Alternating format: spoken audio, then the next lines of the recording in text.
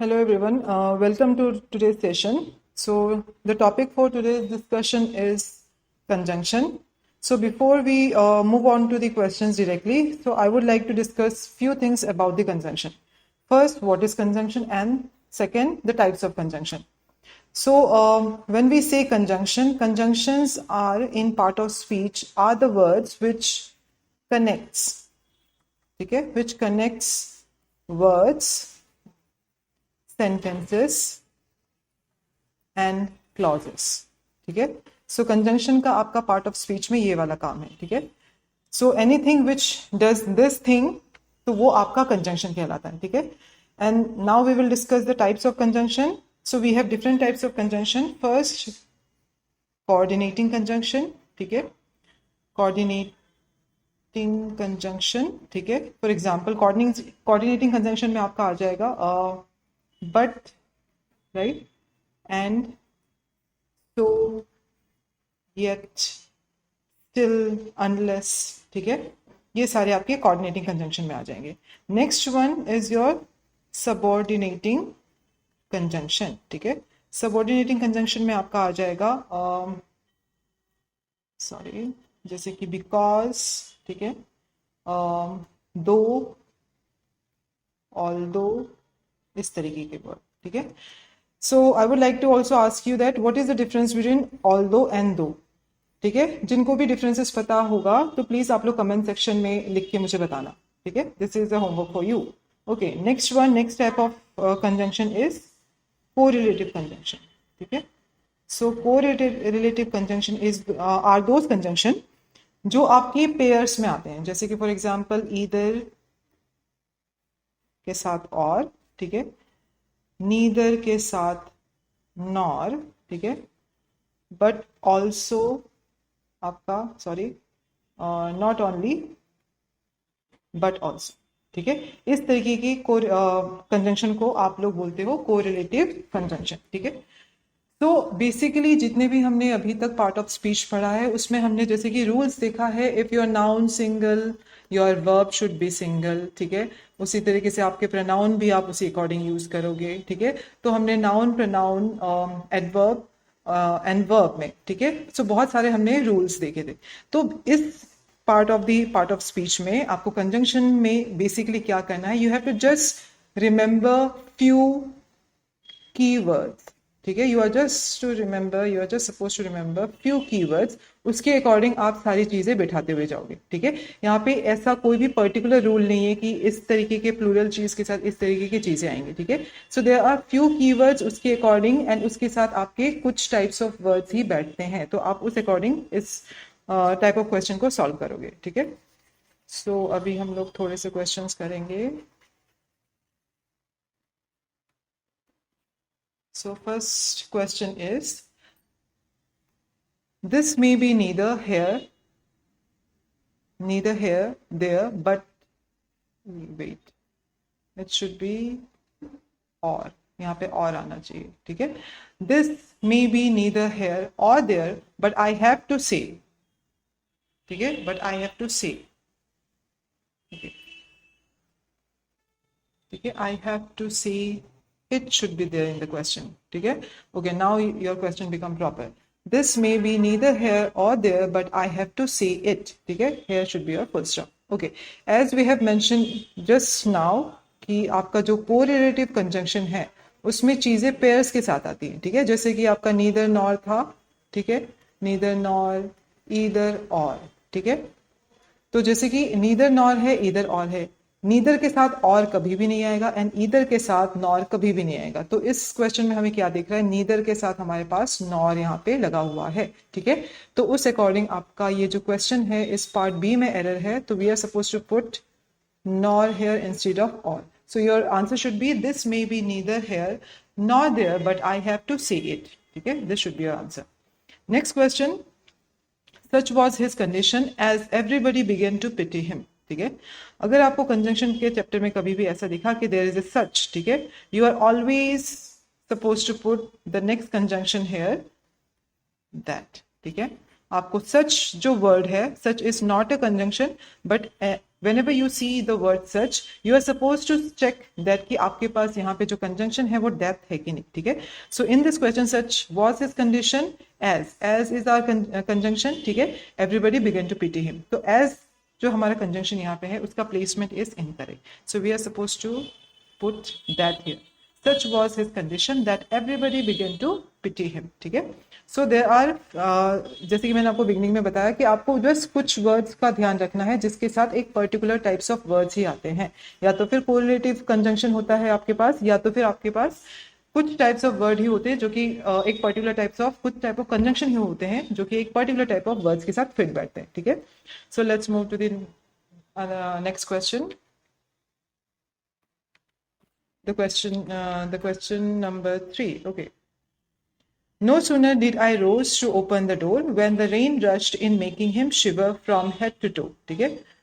Again जैसे कि हमारे पास यहाँ पे conjunction क्या दिख रहा है, the word not conjunction, the word no sooner, ठीक है. No sooner मतलब अभी हुआ ही नहीं कि, ठीक है, दूसरा काम होना शुरू हो गया, ठीक है. अभी कुछ काम हुआ ही नहीं कि दूसरा काम होना शुरू हो गया, ठीक है. सो जब भी आप ये नो सूनर वर्ड देखोगे तो you are suppose to pair this word with the word then, ठीक है. आप इसके साथ सिर्फ कंजंक्शन मतलब इस वर्ड का ही यूज करोगे. No sooner did I rose to open the door, it should not be when here, it should be then the rain rushed in making him shiver from head to toe, ठीक है. जब भी आपके पास no sooner आएगा, ठीक है, आप इसके साथ किस कंजंक्शन का पेयर अप करोगे, then, ठीक है. अदरवाइज देन का हम हमेशा कंपैरिजन के लिए यूज करते हैं. Anyway it's a comparison degree, comparative degree यहाँ पे, ठीक है. नो सूनर लिखा हुआ है so it's already in comparative degree. So remember कि इसके साथ आप सिर्फ देन का ही यूज करोगे, ठीक है. सो यहाँ पे आपके पास पार्ट बी में एरर है. Question number 4. Hardly had Shilpa reached the station where she learned about the bomb explosion. ठीक है. So we can see कि यहाँ पे आपका जो सेंटेंस है वो हार्डली से शुरू हो रहा है. That means it's an adverb. ठीक है.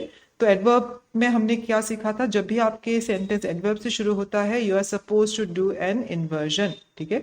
सो इन्वर्जन इस सेंटेंस में ऑलरेडी किया हुआ है, जैसे कि आपका यहाँ पे ऑक्सिलरी वर्ब हमें दिख रहा है और उसके बाद हमें यहाँ पे नाउन दिख रहा है, ठीक है. सो इट्स ऑलरेडी परफेक्ट है, ठीक है.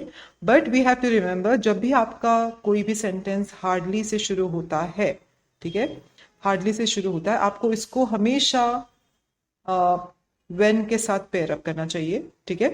नॉट जस्ट हार्डली, जैसे कि अगर आपके पास रेयरली भी हो तब भी उसको आप व्हेन के साथ करोगे, या तो फिर आपके पास स्केर्सली भी हो, ठीक है, तब भी आप उसको when के साथ ही पेयर अप करोगे, ठीक है. So we are suppose to remove hardly had Shilpa reach the station where, it's not where, it should be when she learned about the bomb explosion, ठीक है. ऑप्शन नंबर बी में आपके पास एरर है इस क्वेश्चन में. Okay, let's move to the next question.